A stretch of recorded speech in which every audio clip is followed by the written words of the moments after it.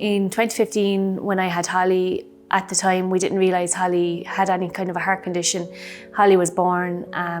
At birth they discovered there was something seriously wrong. Her colour was very off and her oxygen levels, so they rushed her off to the SCBU where tests were done on Holly. It was then we got the news that Holly's heart hadn't formed properly and she was born with hypoplastic left heart syndrome. Time was against us then to get Holly into her first surgery, which should be done within the first week of life. At the week old, Holly still wasn't really strong enough for the surgery, they felt, and they asked us would we consider palliative care and bring her home, but we just said no, we'd wait and see. And then the surgeon said, no, God didn't make people like me and I'd like to go ahead and do the surgery.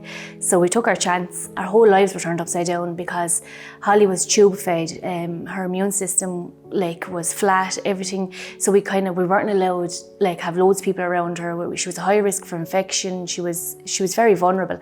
So even going home with Holly, we were sterile about everything. We were very cautious who came in and out to see her. And this kind of went on till her next surgery. At 8 months old, she flew through that surgery.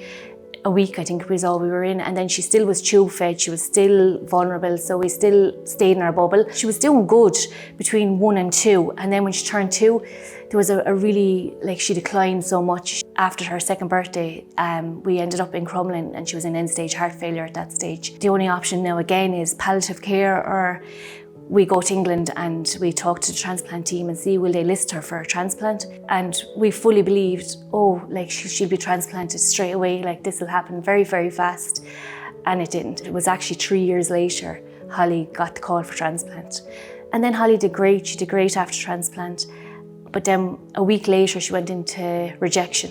And we were back in ICU, back in Crumlin, again, not knowing, oh my God, is she going to come out of this? Is she not going to come out of this? And 6 weeks later, I think Holly came back to the ward, and then a few weeks after that, Holly came home for the first time in 3.5 years. So I think coming to Barretstown for the very first time, I think we were all very anxious again because we didn't know what to expect. When I came to Barretstown and realised it was very open, it was very inclusive, it was just fun, and it was a lovely weekend. I definitely think the med shed at Barretstown was really important for us because anywhere you go, I think we always need a safety net of where's the nearest this, or where's the nearest hospital, where's the nearest nurse, or where's the nearest, just in case something was to happen.